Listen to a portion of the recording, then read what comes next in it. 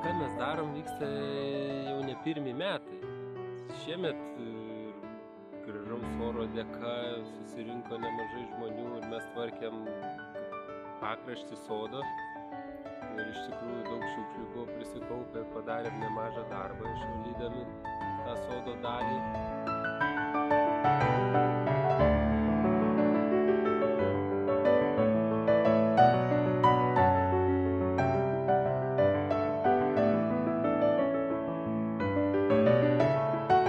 Smagu, kad visi atėjote į šią talką į Kauno botanikos sodą.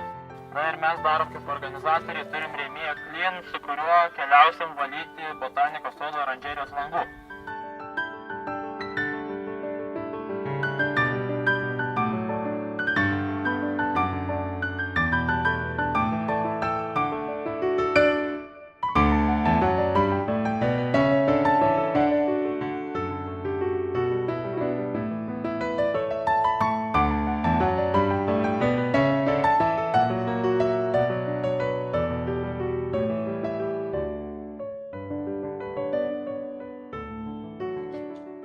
Ši diena ypatinga tuo, kad šiandien, balandžio 21 dieną, 10 val.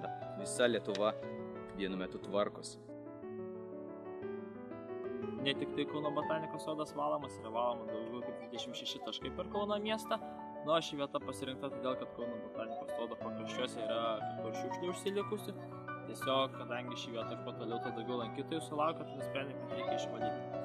Kauno botanikos sode yra vienas didžiausių Kauno mieste stiklinių pastatų, netgi ir Lietuvoje. Na ir žinoma, tokiam dideliam pastatui, kuris turi tiek daug stiklinės konstrukcijas, reikia tikrai daug žmogiškųjų resursų, kad būtų galima tai padaryti, išvalyti, nežinoma, ir priemonių. Tai kainuoja tiek laiko atžvilgiu, tiek pinigais. Na ir nusprendėm, kad tiesiog šios akcijos metu mes galim prisidėti prie Kauno botanikos sodo oranžerijos, na ir išvalyti langus.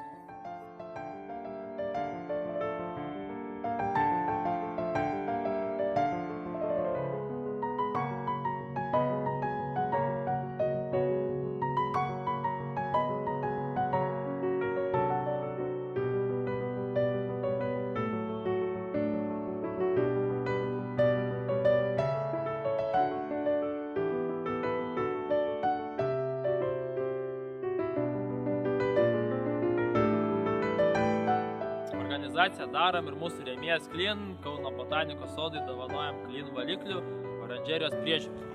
Valio!